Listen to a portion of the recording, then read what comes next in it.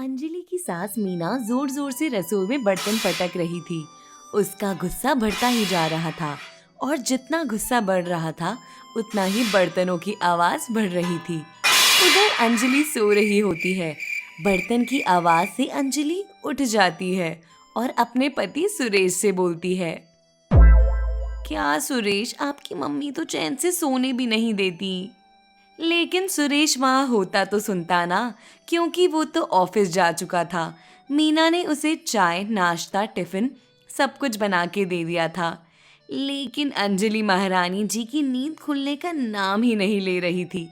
इसी बात का गुस्सा मीना बर्तनों पर निकाल रही थी। उधर काम निपटने के बाद अंजलि उठी और अपनी सास के पास जा पहुंची और बोली, मम्मी जी, मैं आपके लिए नाश्ता बना दूं क्या? मीना गुस्से में बोली, मैं दोपहर में नाश्ता नहीं करती। हमें तो मायके से यही सिखाकर भेजा गया था कि सुबह जल्दी उठकर आंगन बुहार कर नहा धोकर जब चूल्हा चौके के पास जाना चाहिए।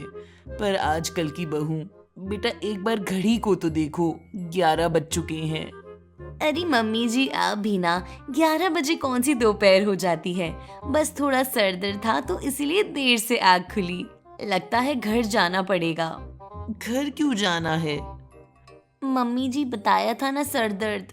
वहाँ हमारे फैमिली डॉक्टर हैं, उनसे दवाई लूंगी तो ठीक हो जाऊंगी। सर के दर्द के लिए फैमिली डॉक्टर मतलब अपनी माई की जाएगी। यहाँ डॉक्टर नहीं क्या, हम तो कितने हॉस्पिटल्स में घूम आए, हमारे तो फैमिली डॉक्टर नहीं हुआ। रुको मैं दवाई देती हूँ, अभी ठीक हो जाएगा तुम्हारा सर दर्द। नो मम्मी जी, अगर आपकी इस दवाई से कोई साइड इफेक्ट हो गया तो मैं अपनी बॉडी के साथ कोई रिस्क नहीं ले सकती। अंजलि नाश्ता करके तैयार होके अपने मायके चली जाती है। उधर मीना बोली, हे भगवान, कैसी बहू मिली है मुझे। 2 दिन होते नहीं मायके चली जाती है। सुरेश भी कुछ नहीं बोलता। ऐसे ही कई महीने बीत जाते हैं। बेटा, खाना टाइम से बना लेना। ठीक है मम्मी जी। लेकिन अंजलि उधर खाना बनाते समय गर्मी से परेशान हो जाती है। अब रसोई में जाने के नाम से ही अंजलि की हालत खराब हो जाती है। अंजलि गर्मी की वजह से परेशान होके बोली सुरेश से, देखो ना सुरेश, कितनी गर्मी है। मुझसे गर्मी की वजह से खाना नहीं बनाया जाता, मुझे चक्कर आ जाते हैं। मैं सोच रही हूँ जब तक गर्मी है मैं अपने घर चली जाती हूँ। अरे अंजलि, ये कोई 1-2 दिन की बात थोड़ी है, पूरे 4 महीने की बात है। तो क्या तुम 4 महीने अपने घर ही रहोगी? अरे वहाँ मुझे कुछ काम नहीं करना पड़ता, सारा काम भाभी खुद ही कर लेती है। वो मुझे कुछ काम करने ही नहीं देती है। मुझे वहाँ रेस्ट भी मिल जाएगा। प्लीज सुरेश, भेज दीजिए ना। मैं कुछ नहीं कह सकता इस बारे में, मम्मी से बात करो वरना मुझे ही सुनाएंगी। अंजलि अपनी सास के पास जाके बोलती है, मम्मी जी, मुझे मायके जाना है, आपकी परमिशन चाहिए। मीना को ये बात सुन के गुस्सा आने लगा, लेकिन वो उसको ठंडे दिमाग से समझाने लगी, बेटा देखो, मैं तुम्हें तुम्हारे मायके जाने से नहीं रोक रही हूँ, लेकिन तुम इतनी जल्दी जल्दी अपने घर जाओगी तो तुम्हारी इज्जत कम हो जाएगी और तुम्हारी भाभी भी तुमसे परेशान हो जाएगी। ऐसे ही एक दिन तुम्हारा वहाँ जाना बंद हो जाएगा। अरे मम्मी जी, मेरी भाभी बहुत अच्छी है। ऐसे ही कुछ दिन बाद अंजलि फिर मायके पहुँच गई। उसको वहाँ देखकर उसकी भाभी बोली, दीदी, इतनी गर्मी में तुमसे चैन से नहीं बैठा जाता, इधर से उधर चली आती हो। हमसे तो ऐसी गर्मी में घर से बाहर भी नहीं निकला जाए। भाभी, आपने तो आते ही भाषण देना शुरू कर दिया। ना लस्सी ना ठंडे को पूछा, बस भाषण देना शुरू कर दिया।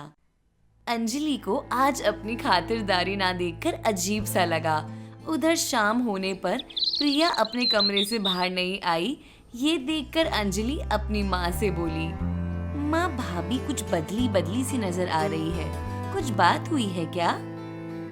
अरे कुछ बात नहीं हुई, बेचारी अकेली काम करके थक जाती है तो सोच रही हूँ काम वाली लगा लूं। माँ, आप काम वाली रखोगे अब? तो भाभी पूरे दिन क्या करेगी? पूरे दिन बस पलंग ही तोड़ेगी। उनसे जितना काम करवाओगे उतना ही ठीक है। अरे बहुत से काम होते हैं, उधर तुम भी आ जाती हो। तुम्हें वो एक काम भी नहीं करने देती है, वो तुम्हें तुम्हारे झूठे बर्तन भी नहीं धोने देती है।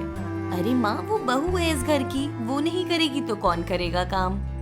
बस कर अंजलि, बस कर। बहू ने सुन ली तो खामखा कलेश हो जाएगा। वो मेरी सारी सेवा करती है, मेरी सारी जरूरतें पूरी करती है। मैं अपनी बहू के बारे में कुछ नहीं सुन सकती। इतने में उधर प्रिया आ जाती है और उन दोनों की सारी बातें सुन लेती है और बोलती है, दीदी मुझे बोलना तो नहीं चाहिए, लेकिन अब चुप नहीं रहा जा रहा। जरा सोच के देखो, अगर मैं भी अपने मायके चली जाऊं तो मम्मी जी और तुम्हारी सेवा करने के लिए कौन होगा यहाँ। और तुम मम्मी जी को मेरे खिलाफ भड़का रही हो। ठीक है, मैं भी गर्मी गर्मी अपने मायके चली जाती हूँ, तब पता चलेगा तुम्हें तुम्हारी सेवा कौन करता है। बात अब बढ़ती जा रही थी। उतने में ही सुनील बाथरूम से बाहर निकलता है और प्रिया की सारी बातें सुन के बोलता है, देखो अंजलि, तुम मेरी बहन हो और प्रिया मेरी पत्नी है। उसने हमारे पूरे घर को बांध के रखा है। अगर तुमने उसके बारे में कुछ भी कहा ना तो मुझसे बुरा कोई नहीं होगा। और जो बात तुम माँ से कह रही थी, अगर वो बातें कोई तुम्हारी सास से कहे तो क्या होगा? 2 दिन में ही अकल ठिकाने आ जाएगी। यहाँ जहर घोलने की कोई जरूरत नहीं है। अच्छा होगा तुम भी यहाँ से चली जाओ, जाके अपना घर देखो। वो सारी बातें सुनकर अंजलि की आंखें भर आती हैं। बुरा तो जरूर लगा, लेकिन जो उन्होंने कहा बिल्कुल सच कहा था। आज उसने खुद को एक बहू के नजरिए से सोचा तो खुद में बहुत कमियां पाई। माँ, भैया, भाभी, मुझसे बहुत बड़ी गलती हो गई कि मैं अपने ससुराल वालों को नहीं समझ पाई। उस घर की लक्ष्मी हूँ, उस घर को मेरी जरूरत है। मैं जाती हूँ, फिर कभी मायके नहीं आऊंगी। बेटा, ये तुम्हारा भी घर है, तुम्हारा जब मन करे तब आना, पर आना एक समय पर, क्योंकि बिन बुलाए तो दुश्मन के घर भी नहीं जाना चाहिए। और उसके बाद अंजलि ने मायके का मोह त्याग कर अपनी ससुराल की सारी जिम्मेदारी उठा ली।